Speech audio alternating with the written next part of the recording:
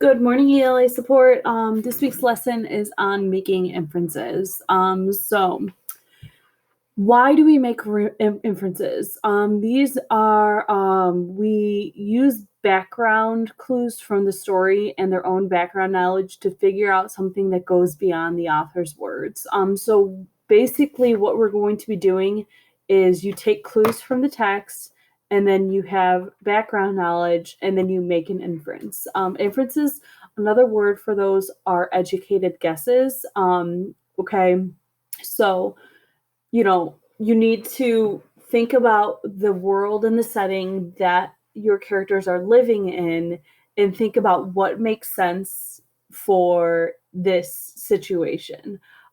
Inferences are a little bit different than predictions because it doesn't necessarily mean what like is going to happen, but it means more like what is happening or what is the author not saying right now.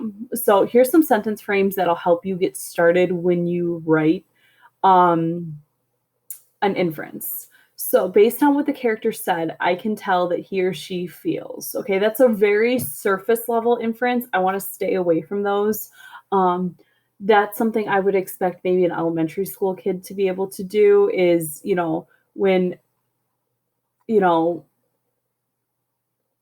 the character's crying, the little kid might say, "Oh, the character's crying, so I can tell that he feels sad." Okay, that's an inference, but obviously that's very surface level. Based on this, what happened in the text, I can infer that. Um, when the text said that blank, it made me realize blank based on, okay, blah, blah, blah, blah, blah. I want to give you guys an example of an inference that we made when we were reading The Giver. When we were reading The Giver, we made the realization that Rosemary was the giver's daughter.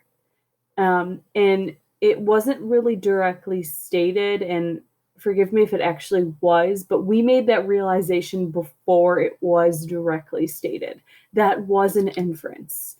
It was a kind of a prediction because we made a guess, but it wasn't necessarily a prediction on what was going to happen, but it was more of a, hey, we have this clue here. What if this is what this means?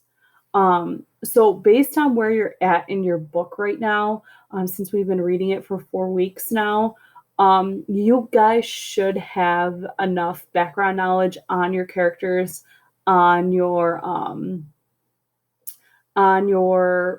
different, you know, your world that your character's setting in, and you can assume things, okay? Make safe assumptions. If you're not making inferences, you're not being an active reader, okay? So that's really it for making inferences. Inferences are harder to make than most other things, and just realize that it's okay if your inference is wrong. That happens all the time. So, bye, guys.